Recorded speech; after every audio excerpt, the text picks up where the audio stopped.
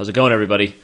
This is International Master Daniel Wrench. This is Chess.com, and today we start the week off right by continuing our knowledge of the most critical patterns in chess. I know everyone's been waiting. They've been checking every day for when the next most critical pattern is going to be dropped on their lap, courtesy of Chess.com. We'll get excited because today's that day.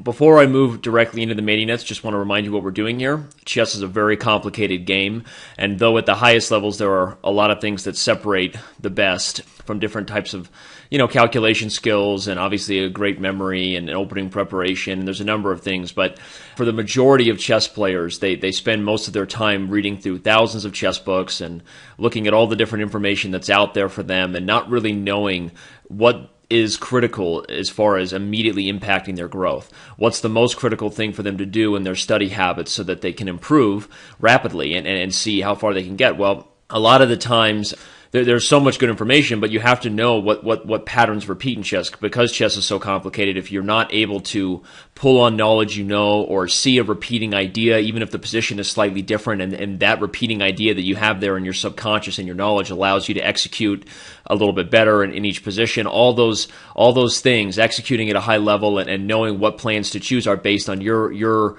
knowledge from before, your previous experience, aka what patterns you can see in the position, and recognizing a lot of random people that don't know about chess. If you talk to them and they think all great chess players just have a genius IQ and there's incredible memory and calculation skills, and some do, but for the most part they don't understand that chess is a game of pattern recognition, and so those who are the best tend to have the most experience under their belt and can pull on that knowledge and pull on the patterns they know. So that's what we're trying to achieve with this series, is to give you all the patterns you should know.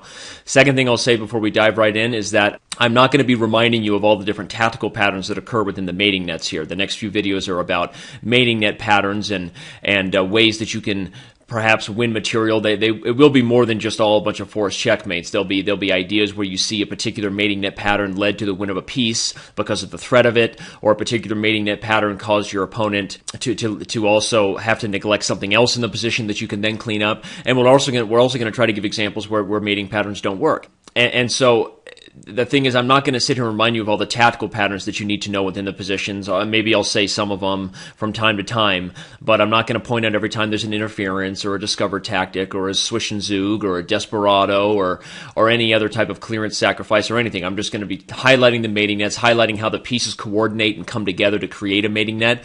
And sometimes there will be other things that are won in the position because of the threat of a mating net. That's just like a real game. Not everything leads to a beautiful checkmate, right? But for the most part, we're going to be focused on the mating patterns, and I'm not going to remind you of all those tactical patterns you need to know. If you want to do that, again, there's already been 4 videos, I believe, in this series. We're on the 5th one, and you can back up and make sure you understand all the basic tactics and all the more advanced tactical patterns that you should be familiar with in chess games. So, with that said, let's jump right in. Our first tactical pattern is Anastasia or Anastasia. I don't really know exactly how to pronounce the infamous Russian princess's name, but there's a mating net pattern that is named after Anastasia, and it is known as Anastasia's mate. And those of you who have seen this position before probably already know it's pretty easy. This is not a very complex pattern, but we will back up and see how this one repeats in more complex positions. The first move is queen takes h7, forcing the king to take on h7, after which rook h5 is checkmate. We see the knight guarding the critical escape squares for the king. This pattern is a repeating one and a very common one whenever you see the knight operating in conjunction with major pieces. It's a mating net that occurs with the knight in particular in major pieces. As we move forward, I will also say that I prepared this series pretty hard. That's one of the reasons for the delay before we moved on from tactical patterns to mating net patterns, and that's because I really enjoyed this. In fact, I learned something just looking at all these different mating net patterns, and part of it was learning all the names of these things, which I didn't really know, which is maybe not the most critical thing, but it's fun to start to recognize all these patterns by name. What I'm saying is what I did mostly in the preparation was I didn't want to just give you a bunch of patterns like alphabetically, right? I didn't want to just lay out a list alphabetically. I didn't want to make it random. I wanted to try to find a way, looking at all these different mating patterns in the game of chess, and try to find a way to group them together where it's kind of like jumping from one piece conglomerate to another. So I'm going to try to bring you all the different types of mating net patterns that I classified of a knight working with major pieces. So the first video here particularly, and we'll see how many we get through, is going to be about the knight and how it works in conjunction with the major pieces and what mating nets occur there, and what type of mating patterns occur from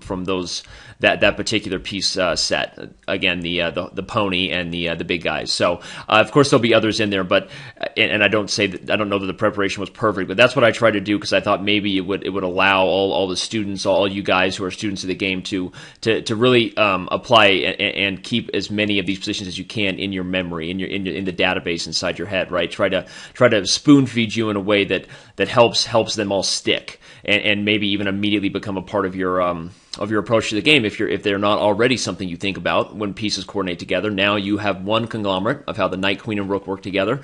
And let's move on to another example of Anastasia's mate. Remember that with each new position, as we jump forward in these fast-paced awesomeness, it's on you to pause the video and remind yourself of what exactly is supposed to be done by trying to solve it yourself. I'm not going to remind you, just like with the last few videos, every time we jump to a new position to pause it and try to solve it yourself. The last one was pretty easy, and so I didn't give you that opportunity anyway, but as we move forward, I'm not going to with every new position. And if you want to really take it, get the most out of these things, be always ready to pause the video and make sure you solve it yourself.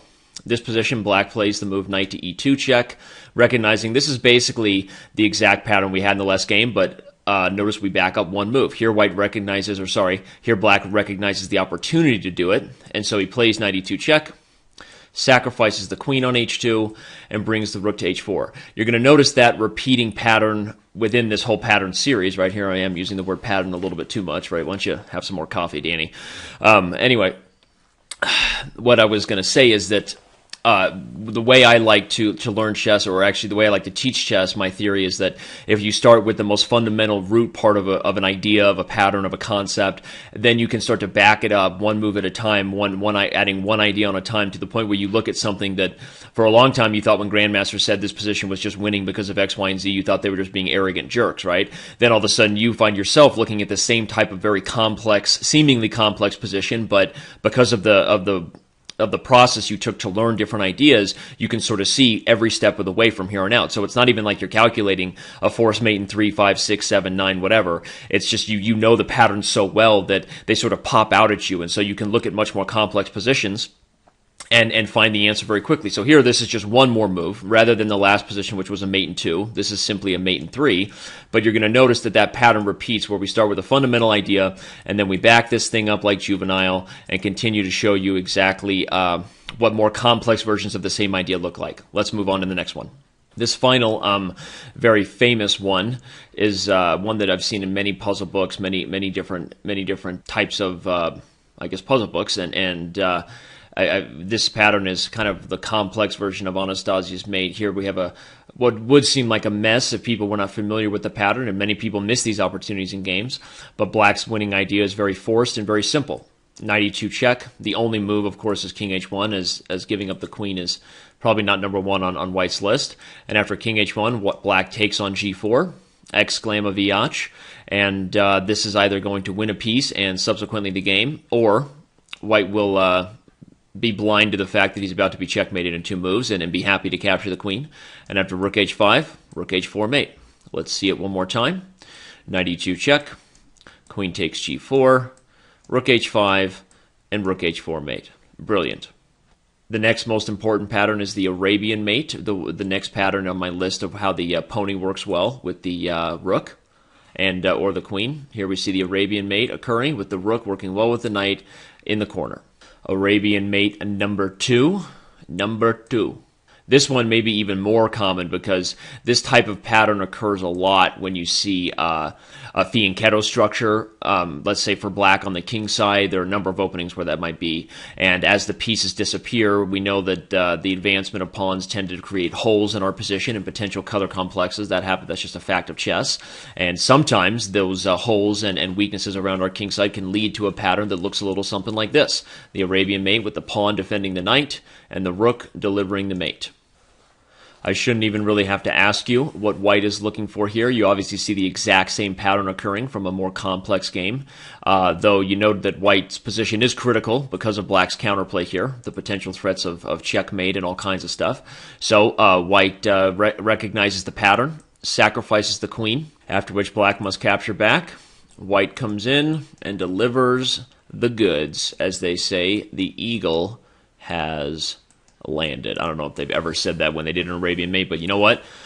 We just did something then for the first time, all of us together. Next problem. Our final position is a really good one, so even for advanced players who are loving this series, I would suggest that you pause and try to solve this one, because you may not see it right away. In this case, White recognizes the opportunity for an Arabian mate. We see the knight posted very well on f6 and obviously protected by the pawn. And of course, we already have the opportunity to bring the rook down, but upon further calculation, and I'm going to move forward here assuming you've already paused the video, we see that just giving a little Chesscom may do nothing unless black self-mates himself, right, by putting the king in the corner.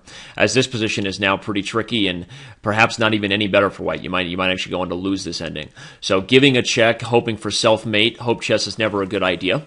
So what exactly can white do here with the Arabian mate pattern in mind, but trying to sense the urgency of the moment, in that he doesn't want to let the black king escape. He wants to create some sort of threats before the king gets himself out of that little sticky situation he's in now. So if you haven't paused the video and tried to solve it, that's a you problem, not a me problem. The winning move is rook to c1, exclam of Iach, attacking the bishop. And just to clarify, because I've had so many people saying exclam of Vich, exclam of Iach. I used to just say exclam of Vich, then I started saying exclam of Iach because it made it even more fun, is something I did based on the Russian surname, which is that all males are given a middle name, which is the father's name, with the Surovich added onto it. It's like a respect thing. It's something I did to add more emphasis, more respect for the exclam moves that I was finding or teaching on. It was kind of fun. It's been confused for like I'm saying some other kind of slang thing. That's not the case, and this is fun, people. It's like, get off your high horse and just enjoy the show. Here we go. Rook to c1, exclam of Iach. Now notice why. The bishop can't escape to the king side. And the point is that, again, another idea like check would be to try to come over, but again, you're not doing anything to prevent the king from escaping. So what you do here with this move is put the pressure to the bishop, put a question to the bishop, which is actually an unanswerable one. In this situation, black cannot afford to bring the bishop to a6 because now rook to e1 will indeed end the game very quickly. Decisive blow, because the differences were setting up the Arabian mate and he can't stop it. So therefore, the only move is the move bishop to e2, after which white plays rook to c8 check, rook to e8 check, and picks up this vulnerable piece. So notice the mating net itself did not actually happen as far as this problem goes, but the idea was executed because of the Arabian mate. The bishop is forced to an awkward square, which in turn allows us to either deliver the Arabian mate or pick up the vulnerable piece.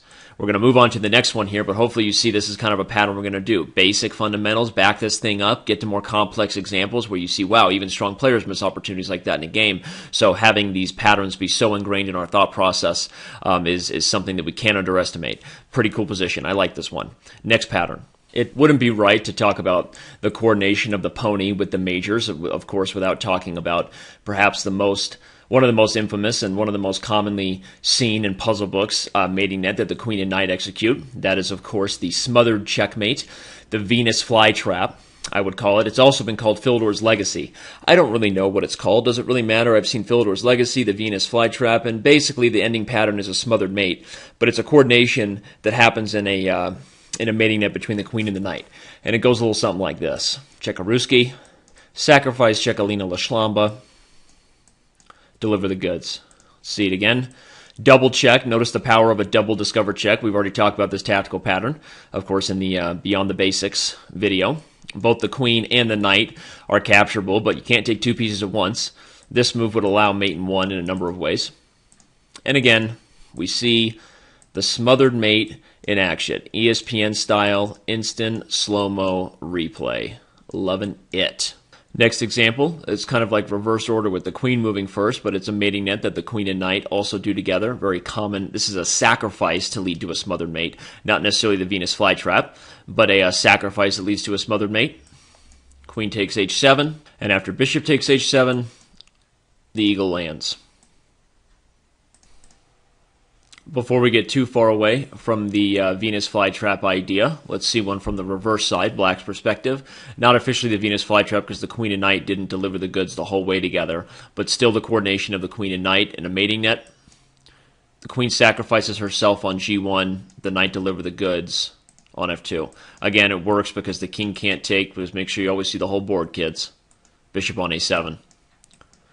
There we go. And now continuing from black's perspective, we'll move back to a sacrifice to lead to a smothered mate. Not necessarily a smothered mate officially, because officially the king must be surrounded by all of his or her own pieces in order for it to be considered a smothered mate, but it's still a mating net that falls, I believe, under the Philidor's legacy category, and it has to do with the queen sacrificing herself on g1. After the rook captures, the knight delivers the goods on f2. Notice that the key is that though the king is not trapped by his own pieces, the enemy rook on g6 takes care of keeping the king trapped in the corner. Again, we see the similar mating net in action. Remember, this whole video series, and this video is going to be no exception, is fast-paced. You can watch it as many times as you want to see all the patterns you need, especially for those of you who don't have a coach, or maybe you don't have other books. Maybe all you can afford is a diamond membership on Chess.com. Well, we're going to make that tool totally worth it and all you will ever need. That's right, I just made a prophecy. Get ready for that. Okay, so you won't need anything else after we're done with this series. But the point is that you can go through this as many times as you need to if it's fast-paced to see, well, God, he just showed me all these ways the queen and knight work together, and it went so fast, I don't even know what happened. Well, what happened, right? Well, watch it again. Let's move on to the next one. Our next queen and knight coordination, again, doesn't fall into the Vitas flytrap category, but one of the most common when you see the queen and knight work together. The bishop also plays a big role here, but continuing with our theme of a major piece in the pony, we start with the move knight to g6 check, and of course king to g8 is not possible. Again, we're looking at the whole board, and after king h7, we give a discovered check. Both pieces once again capturable, but of course neither one takeable. And after the king goes back to h8, the climax, sacrificing the queen on h7 to deliver the goods on g6. One more time, in case you're keeping track at home. Money. Our final example of the smothered mate / Philidor's legacy / queen and knight work together to deliver the goods mating nets is this position here. Black plays the move knight to g4, threading mate on h2 as well as mate on f2, and so white will allow black to do it the pretty way. Well, if your opponent's nice, they'll let you do it the pretty way. Can't guarantee for all of them. So again, if you're keeping track at home, the three patterns that we have done so far are Anastasia's mate, Anastasia's mate, did a few examples of that, the Arabian mate, particularly when the rook and knight work well together. Then we just did our third category, which is the smothered and semi-smothered type of mates, or you can classify them under Philidor's legacy, sometimes the Venus flytrap, but the queen and knight working well together to deliver mating nets of those similar fashions, smothered and semi-smothered mates. Let's move on to the next one with the pony and the majors. This particular theme I'm calling the F5 or F4 knight post, depending on whether it's black or white, delivering the mating pattern. Not necessarily something that always leads to a mating pattern, because the majority of the time your opponent is going to stop an obvious forced checkmate. So not as forcing as some of the ones we've done so far, but when I was going through different ideas and positions, I decided to put this category along with the others in the first video here in this area, because it is something that happens so often, and it's associated directly with a direct threat of mate and a combined threat of a discovered check to win material. Happens a lot in chess. This position, white plays the easily winning move, queen to g4. And the idea is pretty simple. We're threading checkmate on g7, but we're also threading a discovered check to win the queen on d7. Black has a few ways to stop checkmate in one. He can push the f-pawn to unleash the queen's defense, or he can push the g-pawn. But either one, it doesn't matter. We're ending with a check on h6 and cleaning up by picking up the undefended piece along the diagonal. So again, take good note of this type of pattern when a knight is well posted on the king side. Queen comes up to threaten multiple ideas. Black is simply losing material.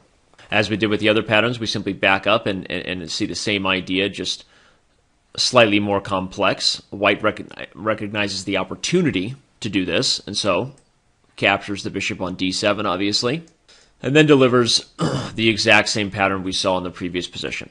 Threatening checkmate, however black chooses to guard it, we will win the queen with a discovered check next move. So here we see the opportunity for the pattern. By the way, this was a basic game taken, and many times people will miss these types of tactics. I've seen students of mine miss them in real games a lot, missing the opportunity for such a very simple but very common and should be critical pattern for you to know in your little database of knowledge in your head. Here's one we're going to show where It's shown from the white side, even though the pattern is ultimately executed by black, because it's white to play here. And in this game, white did not recognize the coming threats and the potential for this pattern, and so dealt with all the multiple different ways that the knights are coming at his king with the elimination of this knight on e5, which fell immediately prey to queen to g5. Double exclam, maybe even an exclam of Iach, same pattern we've seen. Notice that retreating the knight, attacking this queen does nothing because of checkmate. And anything else to guard the mate on g2 will simply allow the discovered check and the win of the queen. So arguably, maybe white's best move was simply to give up the exchange by playing rook takes e5. I think white's in trouble here, but this move is certainly one of the worst ways to approach the position, and white immediately fell prey to this idea. So prophylaxis is also a way that you can improve your game by knowing all these mating patterns. Prophylaxis is the idea of your opponent's threats, right? Future defensive methods to defend against your opponent's threats, so be aware of that type of idea.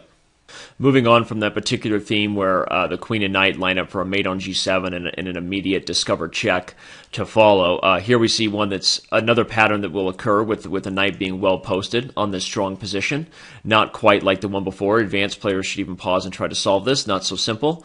The move is knight takes g7, a brilliant one, and after knight takes g7, e6, attacking the queen and unleashing another piece to deliver the mate on g7. So not necessarily, like this whole theme, not the most prototypical mating net, not 100% force. Your opponent could even play a move like this if he wants to postpone the inevitable. But the point is just seeing different examples of how tactical patterns and mating patterns can occur when you have a well-posted knight against a kingside castle. So here's another type of pattern you will see, a mating net pattern you will see in chess. And the final position before our next theme, moving away from the f4 or f5 knight outpost, is one final different type of discovery, not the basic ones we've already seen. I don't say basic, maybe not the ones we've already seen, not similar to those. A little bit different. And again, even though it's black to play, we'll keep it from the white side, not too hard. You should be able to follow it. The winning move here is knight to g3 check by black.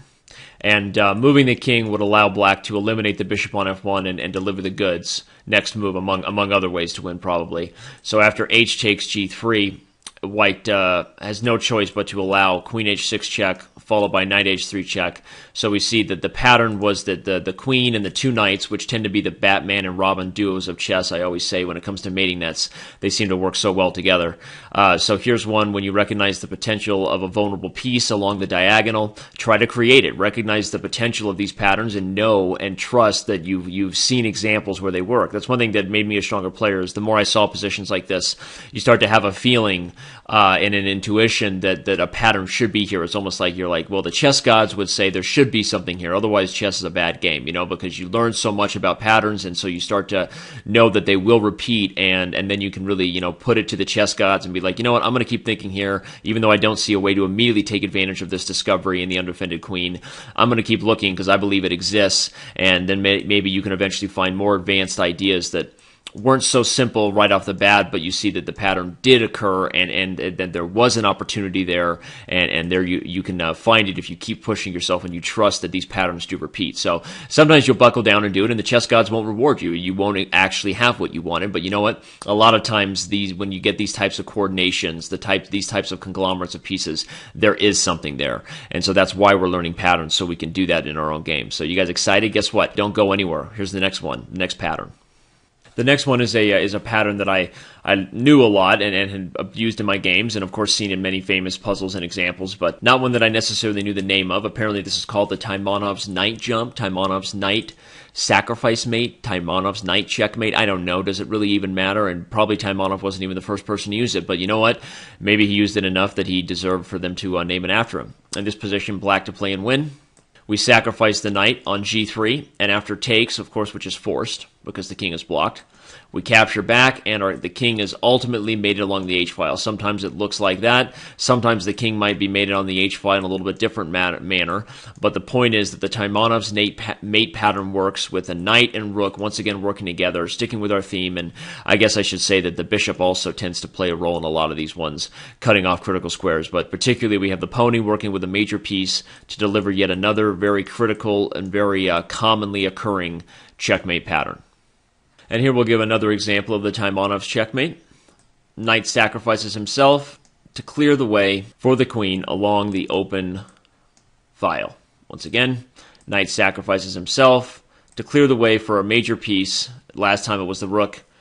Here it's the queen along the open h-file. Our final Taimanov's knight sacrifice checkmate we'll use is one that I really enjoyed seeing, and it's one that, again, a little bit more advanced. We're backing up, making the positions harder so that the patterns become a little more practical, and we can see that they do occur, even in complex positions. Here, it's not so obvious how or why black should try to sacrifice to open up the file, but it does exist, and black starts off with the brilliant move, knight to g3 check. Note that if the queen takes on g3, the rook is simply being captured on b1. This pawn will fall, and probably a back rank checkmate of sorts here pretty soon.